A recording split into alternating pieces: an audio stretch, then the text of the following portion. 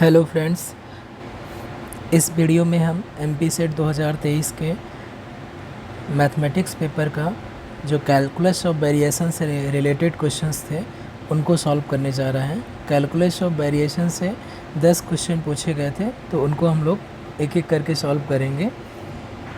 तो इस पार्ट का फर्स्ट क्वेश्चन को कंसीडर करते हैं। इस क्वेश्चन में कह रहा है कि एवलर इक्वेशन निकालना है of the variational problem.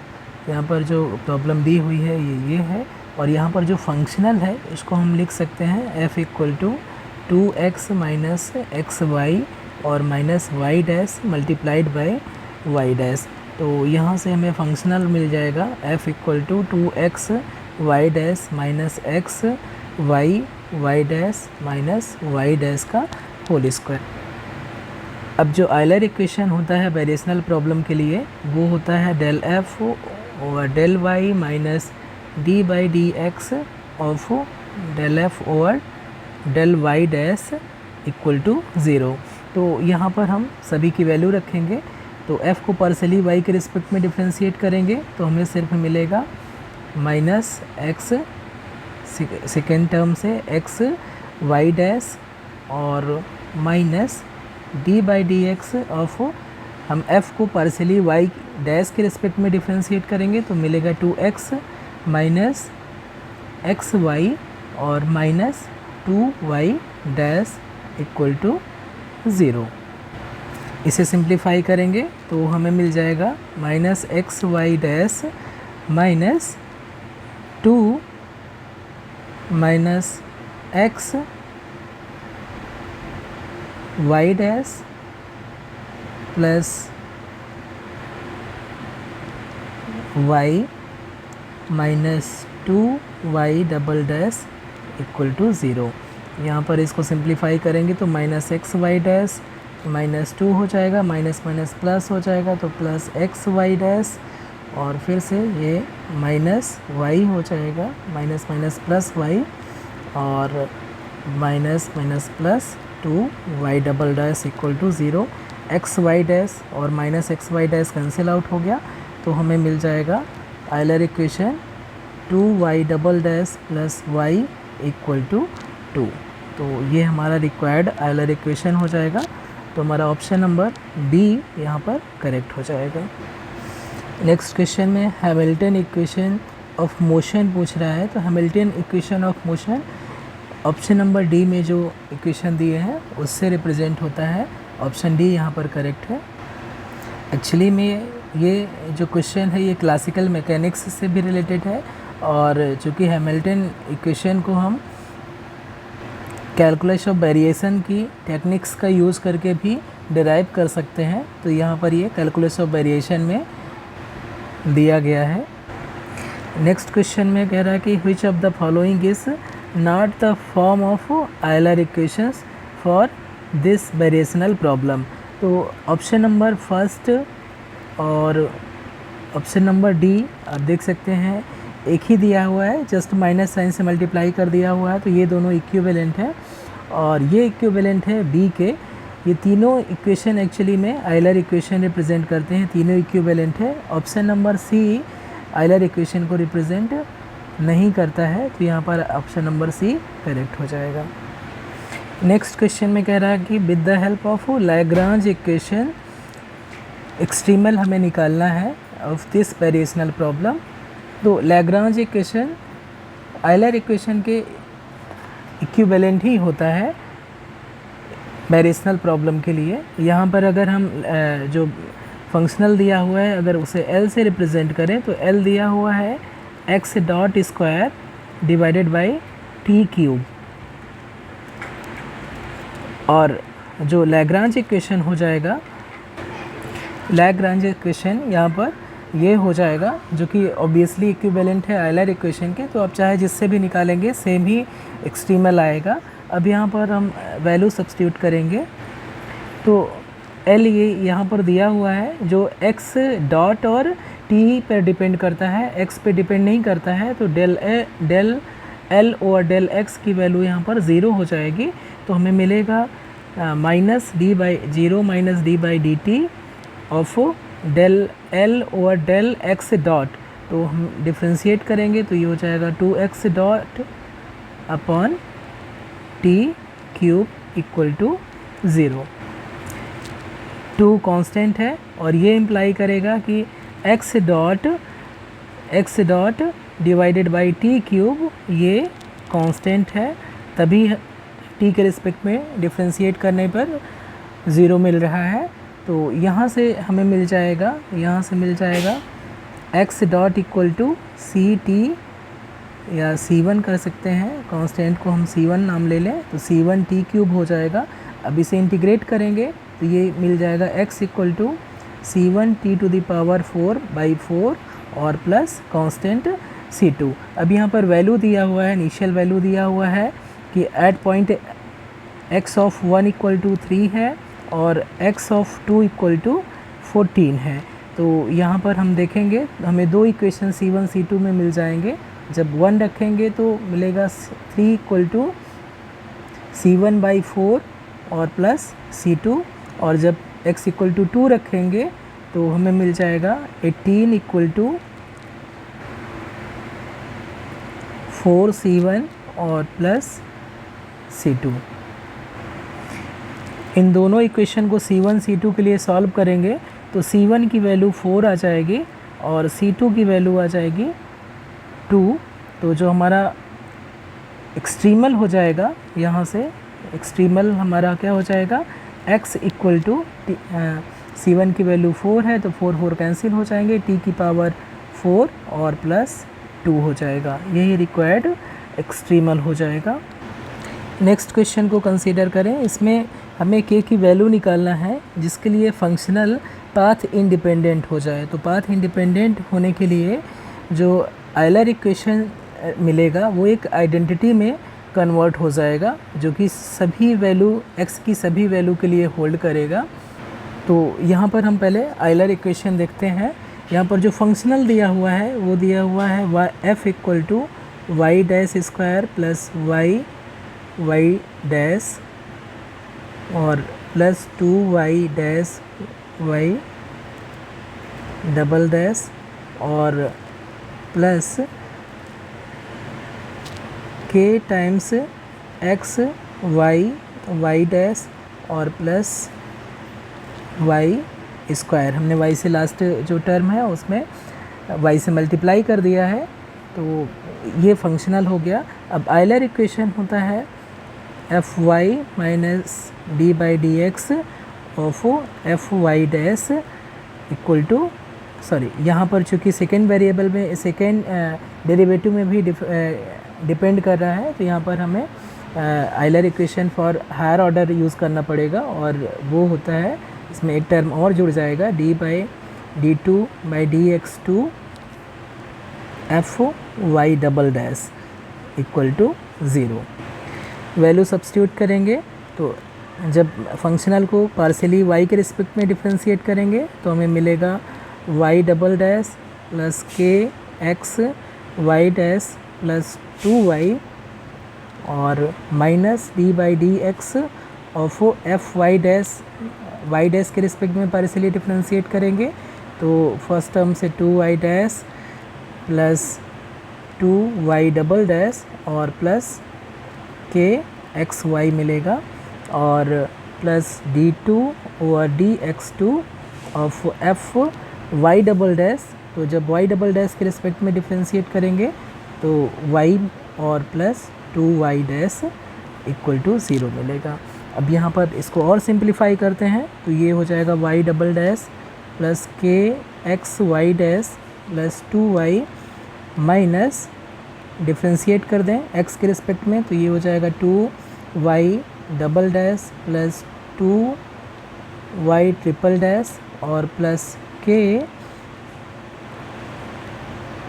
X y dash और प्लस y यहाँ से मिल जाएगा। और लास्ट टर्म को 2 बार डिफ्रेंशिएट करना है तो 2 बार डिफ्रेंशिएट करेंगे तो y डबल डैश हो जाएगा और plus 2y triple dash equal to 0।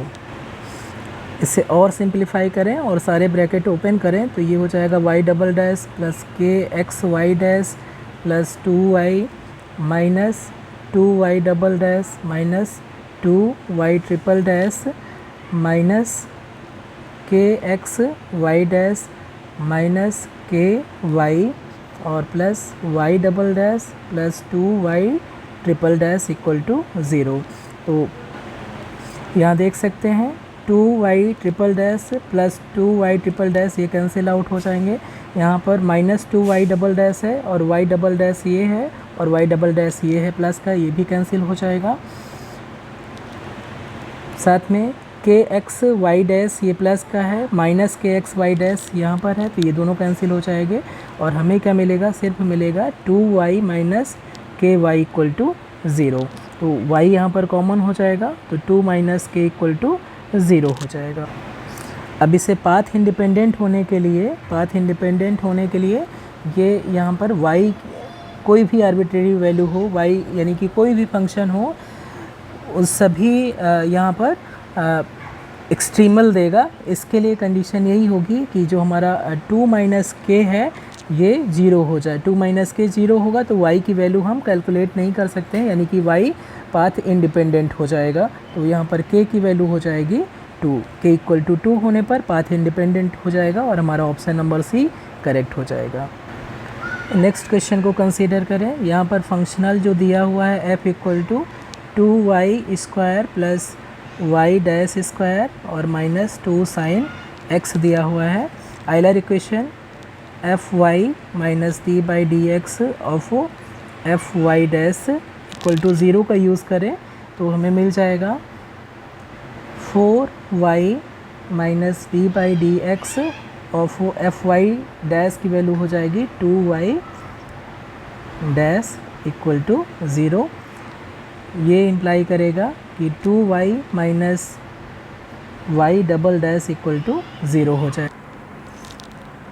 इसे हम लिख सकते हैं y double dash minus 2y equal to 0। Differential equation है, इसका auxiliary equation m square minus 2 equal to 0 हो जाएगा और ये इम्प्लाई करेगा m equal to plus minus under root 2। तो जो हमारा सोल्यूशन हो जाएगा मीन्स कि स्ट्रीमल हो जाएगा, वो हो जाएगा y equal to c1 e की पावर रूट 2 x और plus c2 e to the power minus root 2 x। यहाँ पर c1 c2 आर्बिट्रेरी कांस्टेंट है। अब हमें एक्सट्रीमल की वैल्यू चाहिए at x equal to half.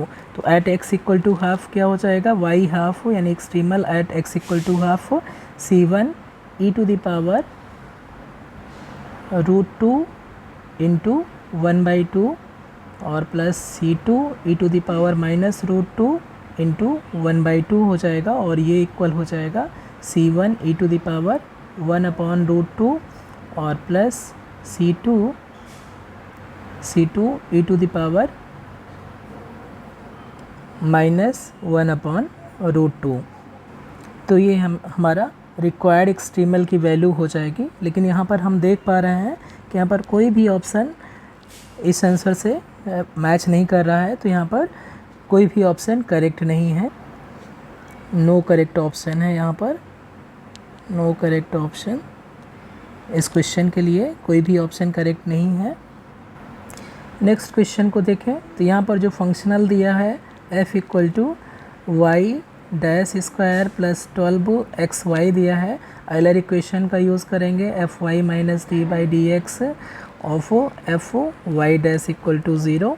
तो यहाँ से हो जाएगा 12x minus d by d x of fy dash यानी कि 2y डैश हो जाएगा इक्वल टू 0। यहाँ से मिलेगा 12x minus 2y double dash equal to 0। तो इसे हम लिख सकते हैं this implies y double dash equal to 6x और इसे इंटीग्रेट करेंगे तो y डैश इक्वल टू हो जाएगा 6x square by 2 plus c1 और अगेन इंटीग्रेट करेंगे तो y इक्वल टू हो जाएगा 6x cube 2 into 3 plus c1x और प्लस कांस्टेंट 6।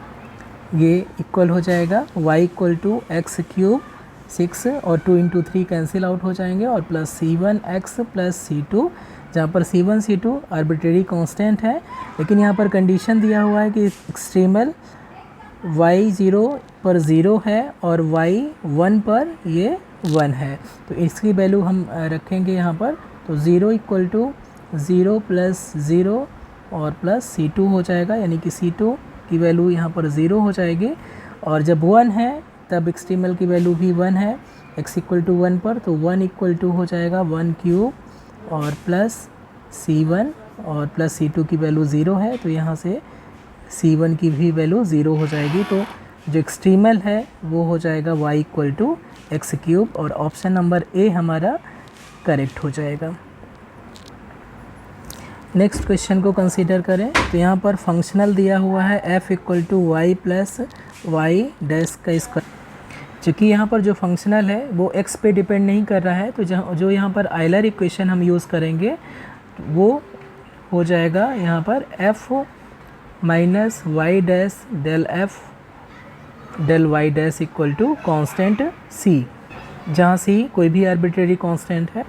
जब फंक्शनल x पे डिपेंड नहीं करता है तो ये जो फॉर्म है आयलर इक्वेशन का उसको हम यूज़ करते हैं। यहाँ पर हमें मिल जाएगा, वैल्यू सब्स्टिट्यूट करेंगे तो y प्लस वाई डैश का square minus y dash del f और डेल y की वैल्यू हो जाएगी 2y dash equal to constant c। ये इम्प्लाई करेगा y minus y dash square equal to constant c। अगर इसे हम अगेन डिफ्रेंशिएट कर दें तो ये मिल जाएगा y dash minus 2y dash into y double dash equal to constant c। अब y डैश को अगर हम कॉमन कॉन्स्टेंट c को डिफ्रेंशिएट करेंगे तो 0 हो जाएगा। y डैश को अगर हम कॉमन ले लें तो यहाँ से मिल जाएगा 1 minus 2y double dash equal to 0। तो यहाँ पर आयलर इक्वेशन आप चाहे तो आप ये कह सकते हैं, आयलर इक्वेशन जो हमारा रहेगा या तो ये हो सकता है और चाहे तो यहाँ पर ये हो सकता है। यहाँ से हमें दो चीज़ें मिलेंगी, या तो y डैश इक्वल टू 0 और 1 minus 2y double dash equal to 0। तो ये भी आयलर इक्वेशन है। हम देख सकते हैं कि इनमें से कोई भी ऑप्शन यहाँ पर आंसर में नहीं दिया हुआ है, तो जितने भी यहाँ पर ऑप्शन दिए हैं सभी हमने जो निकाला है उससे मैच नहीं कर रहे हैं, तो यहाँ पर भी कोई भी ऑप्शन करेक्ट नहीं है। तो इस प्रॉब्लम में भी कोई करेक्ट ऑप्शन नहीं है।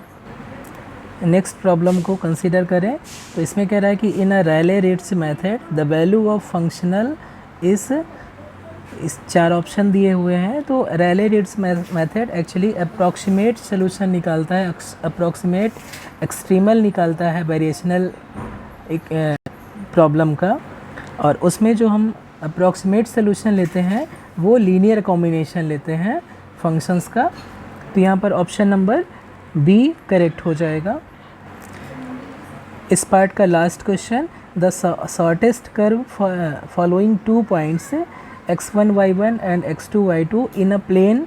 इस प्लेन में कोई भी 2 पॉइंट अगर है तो उसको अगर हम शॉर्टेस्ट डिस्टेंस से अगर हम मिलाएंगे तो वो एक स्ट्रेट लाइन होगा, और दूसरे कर्व से अगर हम मिलाएंगे तो ऑब्वियसली उसकी डिस्टेंस शॉर्टेस्ट नहीं होगी। ये हम बेसिक ज्योमेट्री में क्लास 10 से ही पढ़ते चले आए हैं।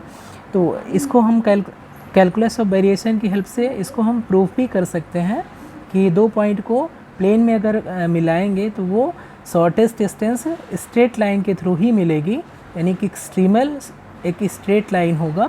तो यहाँ पर करेक्ट ऑप्शन सी हो जाएगा। तो इस पार्ट में बस इतना ही, मिलते हैं नेक्स्ट वीडियो में दूसरे पार्ट के साथ में। अगर वीडियो आपको पसंद आया हो तो लाइक करिए, कमेंट करिए, शेयर करिए। Thank you so much.